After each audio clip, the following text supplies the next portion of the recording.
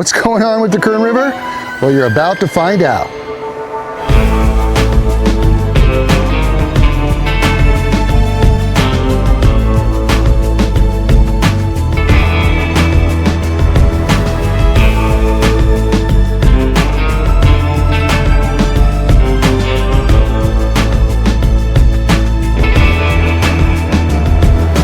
There's some of these guys right here, these green fish.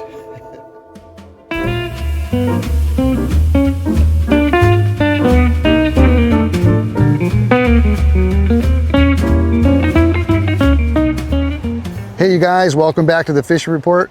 I'm your host, Guy Jeans, and today I'm going to be talking about the Upper Kern, the Lower Kern, and Lake Isabella, location, flies, and techniques. And before I unpack all that, if you guys find any value in these videos and you're liking these fishing reports, hit that subscribe button. It's helping out the channel grow, and it's much appreciated.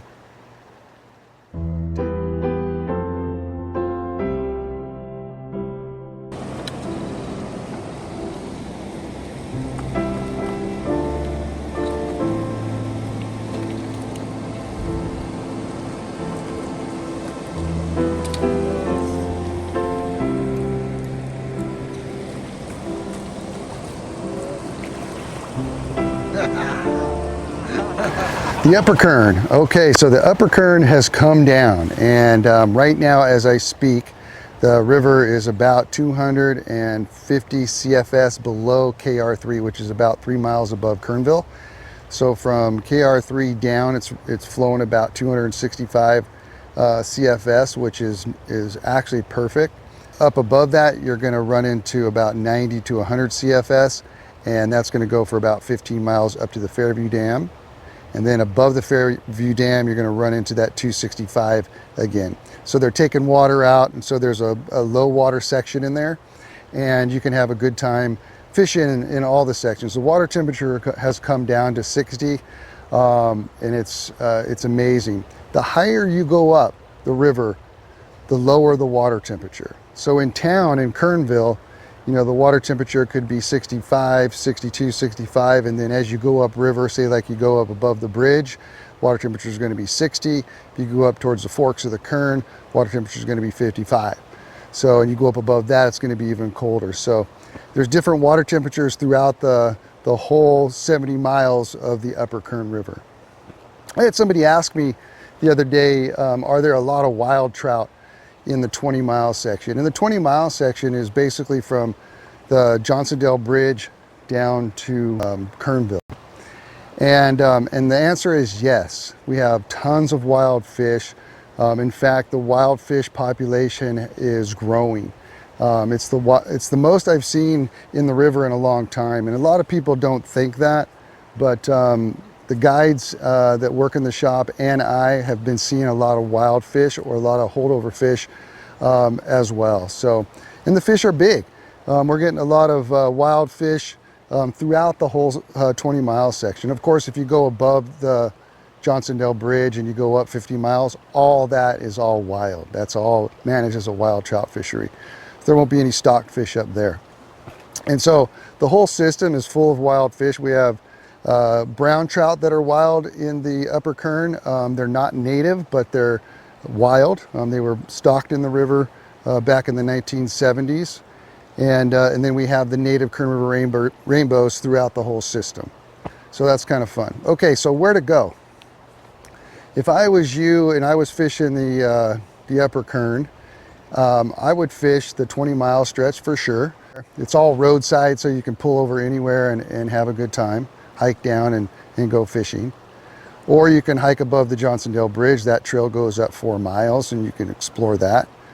Or you can go into the Golden Trout Wilderness, which is above that, and experience wild Kern River rainbows up there, wild and native Kern River rainbows up there, and that's kind of fun as well. So there's a variety of places to go, and it's something that you should definitely check out this time of year. Air temperature right now is 75 degrees, and no one's here. It's pretty cool. Flies we're using. Right now, since the water's so low, you can get by with a dry dropper, a big dry fly like a red fuzzy wuzzy or a big stimulator, a big chubby, anything like that that's floating on the surface. Kind of looks like a golden stone or a hopper or something like that. It's a kind of an attractor pattern that they'll come up and eat that. And then drop down a tungsten hare's ear, some type of mayfly pattern, a prince nymph, any type of pattern that looks like a stonefly, a tungsten yellow Sally, any of those will get the job done. There's a great fly in the shop called the coffee cup stone that's tied by the Bueller brothers, and you can check that out as well. That's a really great fly as well. They're going to be stocking the Upper Kern the next 2 weeks. So for those of you that are interested in catching hatchery fish in the 20-mile section, is a put and take fishery, that section, they are going to be stocking it through October. So that's something that you guys might want to check out as well.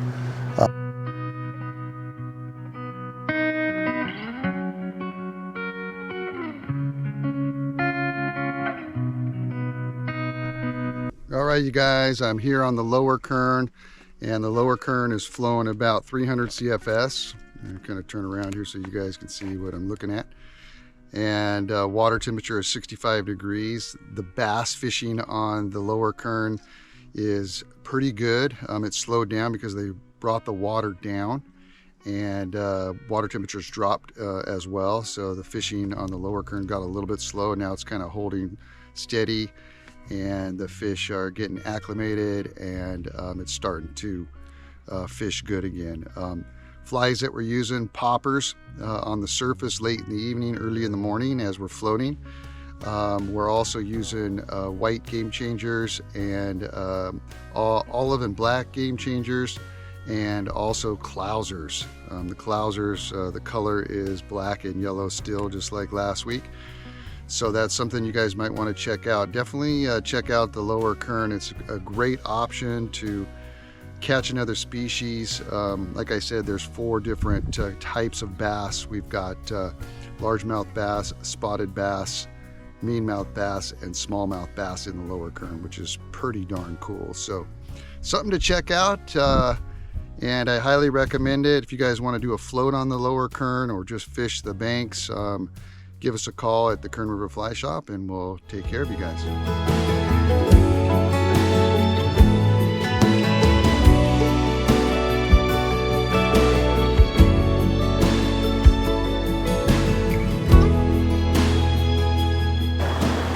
All right, Lake Isabella. So Lake Isabella is actually fishing really, really good.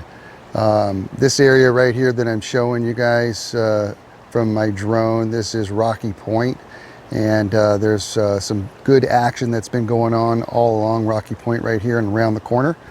Also early in the morning, right where the Upper Kern comes into Lake Isabella, there's an area called Camp 9, and the river actually runs into Camp 9 and goes around the beach and goes around the campground. And so the flow, the actual river flow flows like that, but it's actually in the lake. And so you'll see fish rising in there. You'll see trout rising, and there's also some bass getting top water early in the morning. So early in the morning, late in the evening, if you want to check that out, all along Camp 9.